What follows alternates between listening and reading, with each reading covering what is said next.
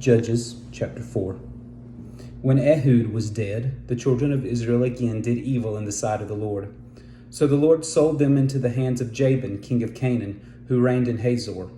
The commander of his armies was Sisera, who dwelt in Harosheth Hagami. And the children of Israel cried out to the Lord, for Jabin had 900 chariots of iron, and for 20 years he had harshly oppressed the children of Israel. Now Deborah was a prophetess, the wife of Lapidoth, was judging Israel at that time, and she would sit under the palm tree of Deborah between Ramoth and Bethel in the mountains of Ephraim, and the children of Israel came up to her for judgment. Then she sent and called for Barak, the son of Abinadab, from Kadesh in Naphtali, and said to him, Has not the Lord God of Israel commanded, Go and deploy troops at Mount Tabor? Take with you 10,000 men of the sons of Naphtali and of the sons of Zebulun, and against you I will deploy Sisera, the commander of Jabin's army, with his chariots and his multitude at the river Kishon, and I will deliver him into your hand. And Barak said to her, If you will go with me, then I will go, but if you will not go with me, I will not go. So she said, I will surely go with you. Nevertheless, there will be no glory for you in the journey you are taking, for the Lord will sell Sisera into the hand of a woman. Then Deborah arose and went with Barak to Kadesh. And Barak called Zebulun and Naphtali to Kadesh. He went up with 10,000 men under his command, and Deborah went up with him. Now Heber, the Kenite of the children of Hobab, the father-in-law of Moses, had separated himself from the Kenites, and pitched his tent near the terebinth tree at Zaanannim, which is beside Kadesh.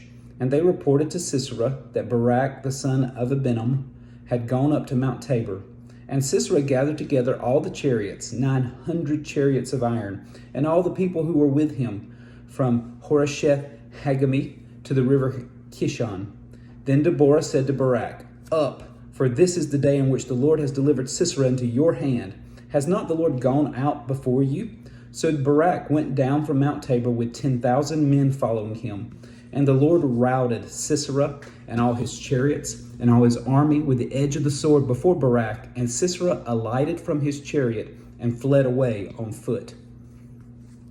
But Barak pursued the chariots and the army as far as Harosheth Hagami, and all the army of Sisera fell by the edge of the sword. Not a man was left. However, Sisera had fled away on foot to the tent of Jael, the wife of Heber the Kenite. For there was peace between Jabin, king of Hazor, and the house of Heber the Kenite. And Jael went out to meet Sisera and said to him, Turn aside, my lord, turn aside to me, do not fear. And when he had turned aside with her into the tent, she covered him with a blanket. Then he said to her, Please give me a little water to drink, for I am thirsty. So she opened a jug of milk, gave him a drink, and covered him.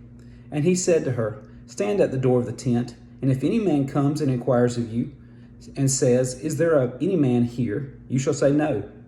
Then Jael, Heber's wife, took a tent peg, and took a hammer in her hand, and went softly to him, and drove the peg into his temple, and it went down into the ground, for he was fast asleep and weary, so he died.